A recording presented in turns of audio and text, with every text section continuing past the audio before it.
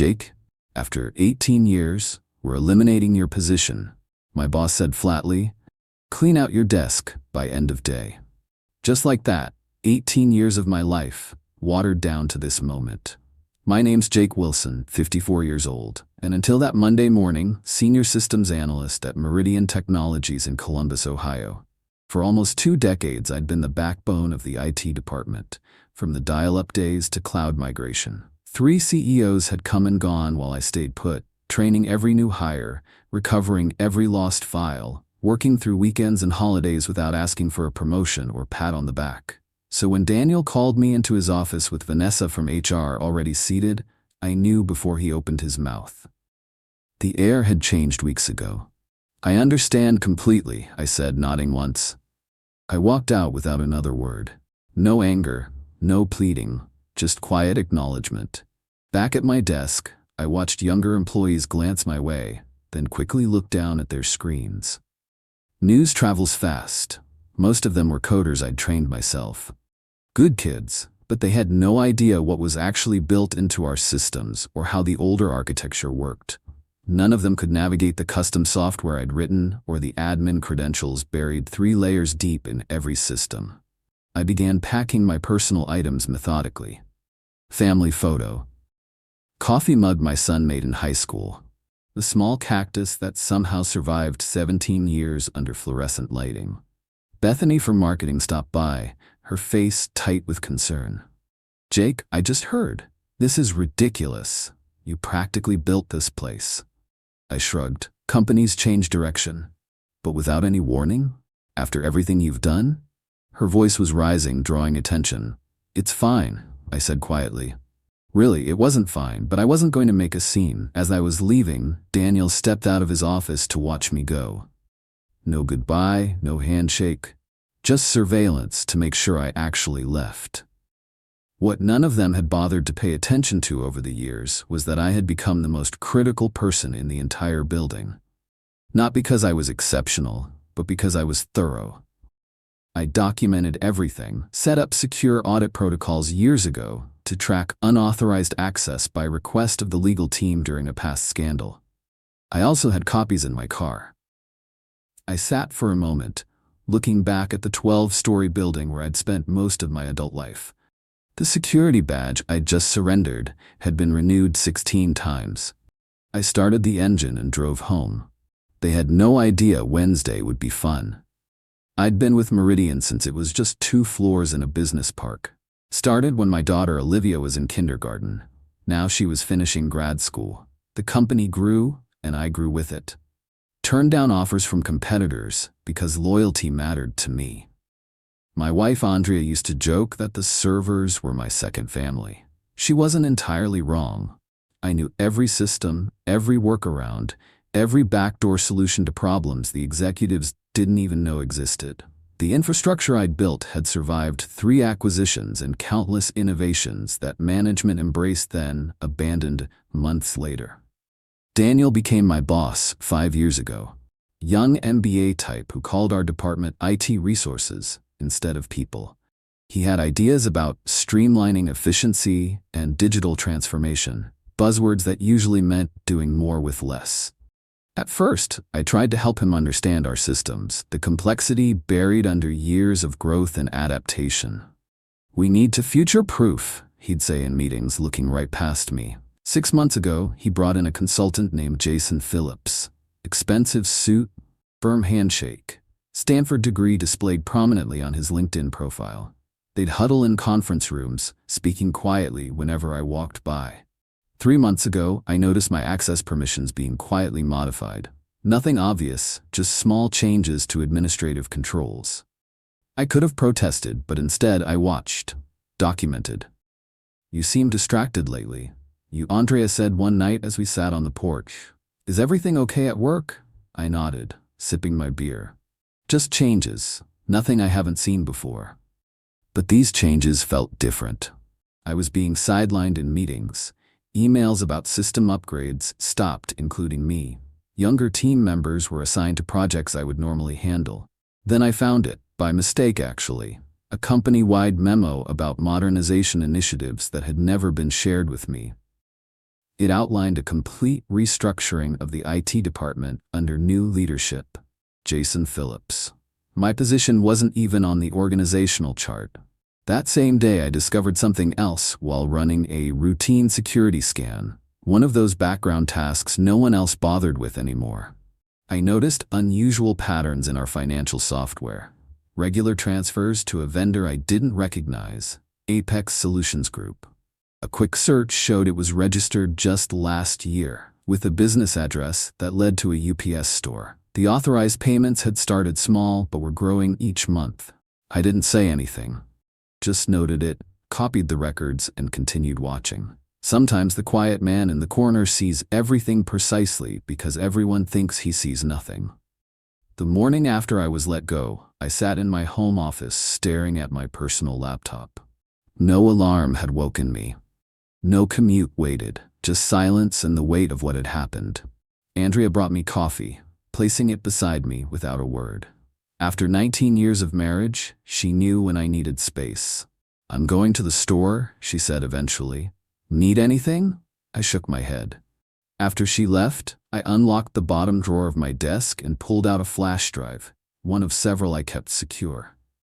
Company policies strictly prohibited removing data, but years ago, when the legal team needed an audit system for tracking potential insider threats, I'd been clear about needing off-site backups. They'd signed off on it, then promptly forgotten. I plugged it in and began reviewing the files. Internal emails, meeting minutes I shouldn't have had access to, financial records that normal employees would never see. There it was, a full history of payments to Apex Solutions Group, nearly $1.8 million over 18 months. The approval chain led directly to our CFO, Brian Wilcox. I dug deeper, cross-referencing dates and figures until the pattern emerged. The payments aligned perfectly with a series of software license renewals for systems we used company-wide. But the amounts were inflated, sometimes by 15%, sometimes by 20%. Small enough not to raise immediate flags, large enough to add up. I pulled up the business registration for Apex Solutions Group. The listed owner was Thomas Wilcox. A quick social media search confirmed what I suspected: Brian's brother-in-law. They were siphoning company funds through fake markup on legitimate expenses. I leaned back in my chair, feeling something shift inside me. Not anger exactly. Something colder, more focused. For 17 years I'd solved problems, fixed systems, protected data. I'd been the reliable one, the steady presence who never caused waves. And they discarded me like outdated hardware. My phone buzzed with a text from Steven, a junior analyst I'd mentored over the past 2 years. "Sorry about yesterday. Total BS. What they did, Phillips is already moving into your old office." I set the phone down without responding. The pieces all fit now. Daniel and the CFO needed me gone before anyone could connect the dots on their scheme. They probably thought the evidence would disappear with me, that I was just some aging tech guy who didn't understand modern finance. I opened my email and began drafting a message to the board of directors, then stopped, finger hovering over the send button. Too direct. Too easy to dismiss as the bitter accusations of a fired employee. I needed leverage, precision, a way to expose the fraud that couldn't be ignored or covered up. I deleted the draft and started making plans. Tomorrow was Wednesday, board meeting day. Quarterly financials would be presented. Bonuses would be approved. Perfect timing. I closed the laptop and walked to the living room window, looking out at the neighborhood where we'd raised our kids and built our life. For the first time since yesterday, I smiled. Wednesday morning, I sat in my car across the street from Meridian's headquarters, watching employees stream through the revolving doors. In the passenger seat was my laptop, logged into an email account I'd created years ago for security testing. One that appeared to come from an internal company domain, but wasn't tracked in the main directory. At exactly 9:15 a.m., I sent my first move. An email to Daniel with the subject line, "Financial irregularities, urgent review needed," and a basic summary of what I'd found regarding the Apex payments. I included just enough detail to be credible, but kept the brother-in-law connection out of it.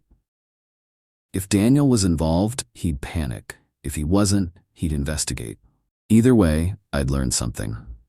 By 9:45, my phone rang. Daniel's number. I let it go to voicemail. His message was terse. "Jake, we need to discuss your email immediately. Call me back." I didn't. Instead, I drove to a coffee shop, set up my laptop, and waited. At 10:30, another email appeared. This one from Vanessa in HR. "Mr. Wilson, we've received concerning communication from you that potentially violates your separation agreement. Please cease all contact with Meridian employees and remember your confidentiality obligations. Any further communications may result in legal action." So that's how they were playing it. Threaten, dismiss, isolate. I hadn't signed any separation agreement. At noon, I drove to my bank and accessed my safe deposit box. Inside was another backup. Older, but with critical information I hadn't included on my regular drives. Among the files were original security protocols I designed, including documentation of who had access to what systems and when changes were made. According to these records, Brian Wilcox had personally requested expanded access to the financial approval systems 18 months ago, right when the Apex payments began. Back home, I found 3 more missed calls: Daniel, Vanessa, and now Jason Phillips. I hadn't expected him to get involved so quickly. Interesting. I checked my personal email to find a message from Steven marked urgent. "Jake, they're saying you sent some crazy email about financial fraud. Phillips called an emergency meeting. Everyone's talking. They're pulling your access to everything, even historical stuff we need to do our jobs. What's going on?" Poor kid caught in the crossfire. I sent a brief reply. "Don't get involved, Steven. Just watch." At 3 p.m., my home phone rang, a number I hadn't used for business in years. I picked up but said nothing. "Jake, it's Brian Wilcox." His voice was steady, controlled. "We should talk about your concerns. I think there's been a misunderstanding." "Is that what you call it?"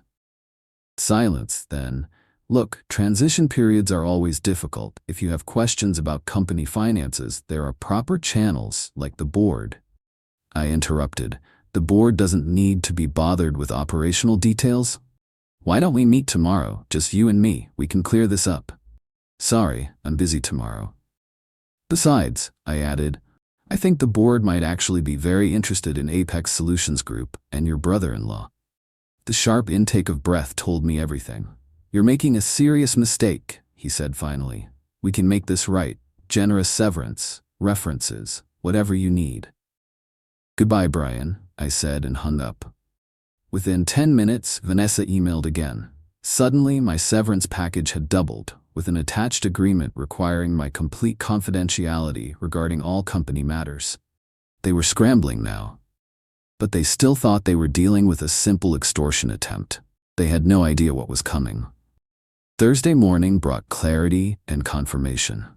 I'd spent the night combing through years of data, connecting dots I'd previously overlooked. The Apex scheme wasn't Brian's first creative accounting project. 3 years ago, shortly after he became CFO, another pattern emerged. Consulting fees to a firm called Lakeside Business Solutions. Different name, same game. Inflated invoices for services partially or never rendered. I traced the registration for Lakeside. This one led to Patricia Wilcox, Brian's wife. The woman was apparently CEO of a company that had no website, no employees, and a virtual office address. But the bigger revelation came when I dug into email archives. Daniel hadn't just been aware of these arrangements, he'd helped facilitate them. In exchange, his department received budget increases, while others faced cuts. He'd been brought in specifically because the previous director had started asking questions about IT expenditures. Even Jason Phillips was connected. His consulting firm had been hired through an unusual process that bypassed normal procurement channels. His real role wasn't modernizing IT. It was eliminating the one person who might notice the financial patterns, me. The scheme was elegant in its simplicity. Create legitimate-seeming vendors. Approve inflated payments and split the difference. Since actual services were being provided, just at marked-up rates, auditors scanning for completely fraudulent charges would miss it. Over 3 years, they diverted nearly $4.3 million. I gathered everything into a comprehensive report. Spreadsheets showing the pattern of increases. Business registrations linking the companies to Brian's family. Email exchanges showing Daniel's knowledge and participation. Then I did something they wouldn't expect. I contacted Robert Chen, a board member I'd worked with years ago during a security implementation. He was semi-retired now, but still attended quarterly meetings. "Jake Wilson," he said, answering on the second ring. "Long time. Heard you left Meridian." "Not by choice," I replied. "Robert, I need 15 minutes of your time. It's important." Silence then. This about why Brian and Daniel have been huddled together looking stressed? Board meeting was tense yesterday. "Probably," he chuckled. "Always figured you knew where the bodies were buried. Where can we meet?" An hour later, we sat in a park 3 miles from headquarters. I handed him a sealed envelope containing a printed summary and a flash drive. "That's everything," I said. "Dates, amounts, connections. I'm not looking for my job back. I'm not looking for money. I just want the right people to know." Robert studied me. "Why come to me?" "Because you actually read audit reports. I've watched you in meetings, you ask questions." He nodded slowly. "There's an emergency board session tomorrow. Finance committee review." "Convenient timing, Jake," he said, pocketing the envelope. "If this checks out, there will be serious consequences. I'm counting on it." As I walked back to my car, my phone buzzed with a text from Andrea. "Someone named Jason Phillips came by the house looking for you. Said it was urgent. I told him you were out." They were getting desperate. Good. That afternoon, I received job offers from 2 competing firms, both for positions well above my previous role, both offering substantial signing bonuses. Word had gotten around about my sudden availability. I ignored them for now. This wasn't about finding another job. It was about finishing what they had started. That night, using credentials that should have been revoked but weren't, sloppy IT transition Jason, I accessed the company's email server one last time and scheduled a message to be delivered to every board member at 8 a.m. tomorrow. "Before you approve Q2 bonuses, read this." Attached was my full report. Friday morning dawned clear and bright. I sat on my porch with coffee, watching the neighborhood wake up. No alarm clock, no commute, just waiting. At precisely 8 a.m., my scheduled email delivered its payload to the board members. By 8:17, my phone began to ring. Numbers I didn't recognize, likely board members' assistants scrambling to reach me. I let them all go to voicemail. At 9 a.m., the emergency finance committee meeting would begin. Robert Chen would be there with my documentation in hand, watching reactions as my email was discovered and discussed. At 9:32, Stephen texted, "Police are here. Wilcox and Daniel being questioned in conference rooms. Phillips looking sick. What did you do?" I didn't respond. The wheels were turning exactly as I'd anticipated. By 10 a.m., Meridian's general counsel called. Unlike the others, I answered this one. "Mr. Wilson, this is Patricia Graves from Legal. We need you to come in immediately to discuss information you've provided to the board." "I'm available by phone," I replied. "This really requires an in-person discussion." "No, it doesn't," I interrupted calmly. "Everything I know is in that report. Everything I have is already backed up in multiple secure locations. If anything happens to me or my family, additional copies go to the SEC, IRS, and 3 news outlets." Silence. "Mr. Wilson," she finally said, her voice carefully measured. "The board is taking this extremely seriously. They've already placed several executives on administrative leave pending investigation. They would appreciate your cooperation." "I've cooperated fully by providing complete documentation. My part is done." After she hung up, I drove to a diner 20 miles outside Columbus. No sense being easily found today. Over lunch, news began breaking on local business sites. Meridian Technologies executives under investigation for financial irregularities. No names yet, but that would come. At 2 p.m., Robert Chen called. "It's a bloodbath," he said without preamble. "Brian confessed once we confronted him with your evidence, trying to cut a deal, blaming Daniel for pressuring him. Daniel's denying everything, and Phillips claims he was just a consultant who had no knowledge of financial matters. Board isn't buying it. We've suspended all 3 pending further investigation. The money? Forensic accountants are coming in Monday. Early estimates suggest at least $4.5 million diverted over 3 years, maybe more. I nodded to myself. I'd been close. The board wants to talk to you, Robert continued, about coming back. Not just to your old position. They're creating a new chief security officer role, reporting directly to the board.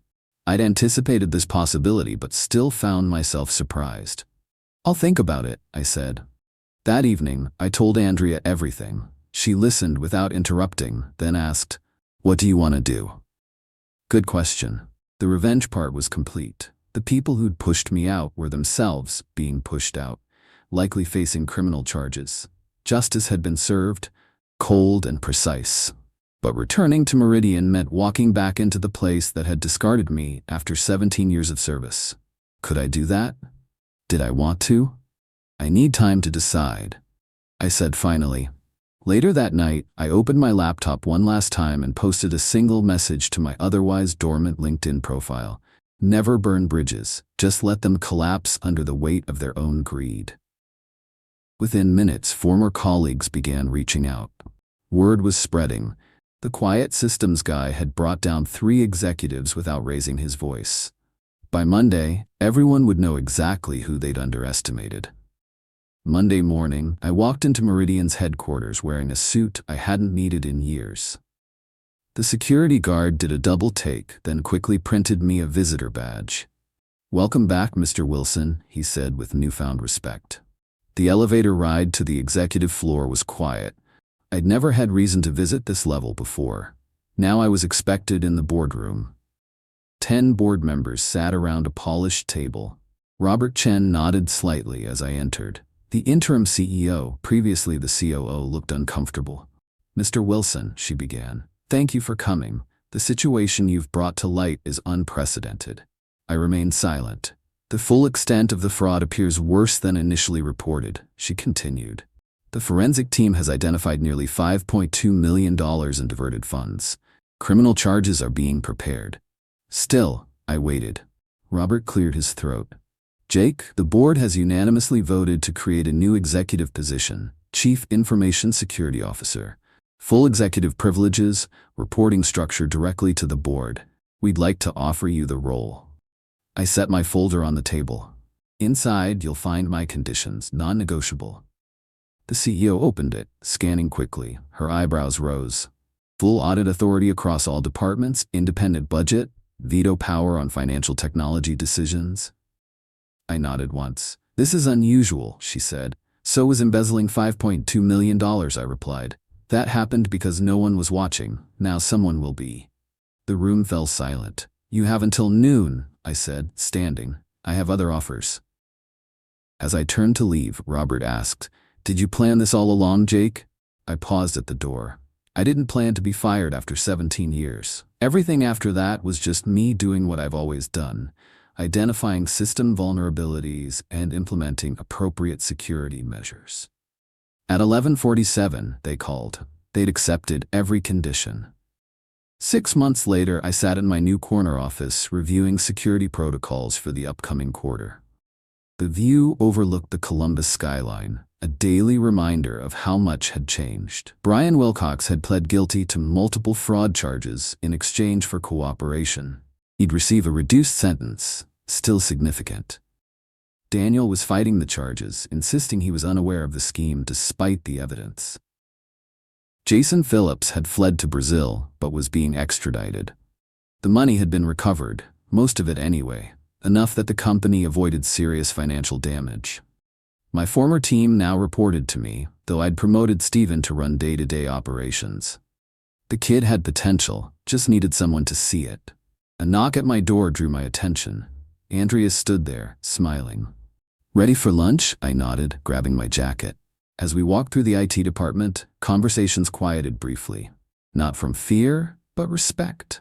These people knew what had happened, knew I could have destroyed the company instead of saving it. In the elevator, Andrea squeezed my hand. "Happy?" I considered the question. The anger that had driven me those first few days after being fired had faded. What remained wasn't exactly happiness, more like satisfaction. Completion. I'm good, I said. Outside, the October sun warmed our faces as we walked to a nearby restaurant. My phone buzzed with a message from Robert Chen. Board approved your security budget increase. Unanimous vote. I smiled slightly. No arguments, no questions, just trust. Andrea noticed my expression. What is it? Nothing, I said, sliding the phone back into my pocket. Just thinking about bridges. Some collapse under their own weight. Others, once repaired, become stronger than they ever were before. I'd built this one right this time.